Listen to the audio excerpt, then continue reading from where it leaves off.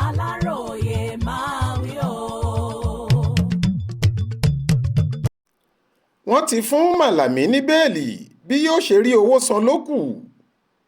ilé-ẹjọ́ gíga ti ìjọba àpapọ̀ kan tó wà nílùú Àbújá níbi tí ìgbẹ́jọ́ ti ń lọ lọ́wọ́ lórí àwọn ẹ̀sùn ṣíṣe owó ìlú mọ̀kùmọ̀kù àti ìwà jìbìtì èyí tí wọ́n fi kan amòfin Abubakar Malami tó jẹ́ mínísítà fún ètò ìdájọ́ lásìkò ìṣèjọba olóògbé ajagunfẹ̀yìntì Muhammadu Buhari ti fààyè bẹ́ẹ̀lì sílẹ̀ fún Malami, ìyàwó rẹ̀ Hajia Bashir Asabe àti ọmọ rẹ̀ Abdulazeez.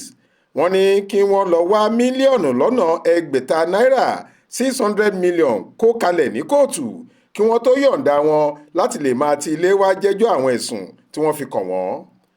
onídàájọ́ Joyce Abdulmalik ló pàṣẹ bẹ́ẹ̀lì ọ̀hún lọ́jọ́ Ẹtì Friday ọjọ́ 6 oṣù kẹta ọdún 2026 yìí lásìkò tí ìgbẹ́jọ́ tún wáyé lórí ẹ̀sùn pé Malami àtàwọn mọ̀lẹ́bí rẹ̀ jí owó ìlú kó pamọ́ sílùú òyìnbó, owó tí àròpọ̀ rẹ̀ lé ní bílíọ̀nù 9 náírà. àjọ tó ń gbógun ti ìwà ìbàjẹ́, ṣíṣe owó ìlú mọ̀kùmọ̀kù àti jìbìtì lílù ní Economic and Financial Crimes Commission EFCC ló wọ́ Malami àtìyàwó àtọmọ rẹ̀ lọ ilé-ẹjọ́ níbẹ̀rẹ̀ oṣù kìíní ọdún yìí. ẹ̀sùn oníkókó 16 ni wọ́n fi kàn wọ́n ní kóòtù.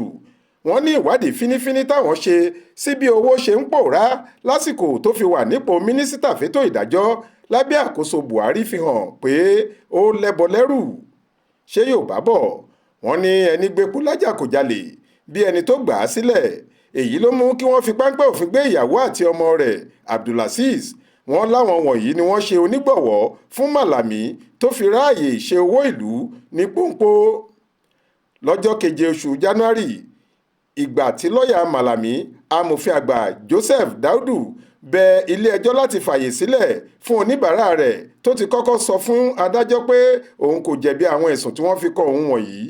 onídàájọ́ Emeka White tó kọ́kọ́ ń gbọ́ ẹjọ́ náà nígbà yẹn fún àwọn olùjẹ́jọ́ ní bẹ́ẹ̀lì lóòótọ́, àmọ́ gbogbo nǹkan tó kà sílẹ̀ pé kí wọ́n lọ wá fi ṣe onídùúró láti gba bẹ́ẹ̀lì apá Malami àtàwọn mọ̀lẹ́bí rẹ̀ kò gbé. èyí ló mú kí wọ́n dèrò ẹ̀wọ̀n. lọ́tẹ̀ yìí adájọ́ Abdulmalik tó ń gbọ́ ẹ̀sùn náà lọ́wọ́lọ́wọ́ sọ pé òun ti wọ́gi lé gbogbo nǹkan tí onídàájọ́ àkọ́kọ́ ti kà fún bẹ́ẹ̀lì tẹ́lẹ̀. ó ní àwọn nǹkan tuntun tó ń fẹ́ kà sílẹ̀ yìí ni kí wọ́n lọ wá bí Malami àtàwọn èèyàn rẹ̀ bá fẹ́ láti máa ti ilé wá jẹ́jọ́ lóòótọ́. lára rẹ̀ ni pé kí ọ̀kọ̀ọ̀kan àwọn olùjẹ́jọ́ kó 200 mílíọ̀nù kalẹ̀ 200 million naira. ọ̀kọ̀ọ̀kan wọn sì gbọ́dọ̀ wá onídùúró méjì tí ọ̀kan nínú àwọn onídùúró náà gbọ́dọ̀ ní ilẹ̀ tíjọba fòǹtẹ̀jàn.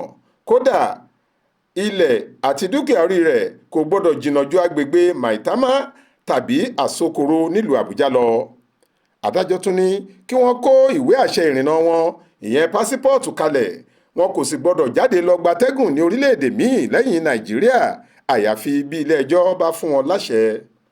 adájọ́ ní bí ẹsẹ̀ gbogbo nǹkan tó ń kà sílẹ̀ wọ̀nyí kò bá tí ì pé kí àwọn olùjẹ́jọ́ mẹ́tẹ̀ẹ̀ta sì lọ́ọ́ máa ṣe fàájì wọn náà lọ́gbà ẹ̀wọ̀n Àbújá.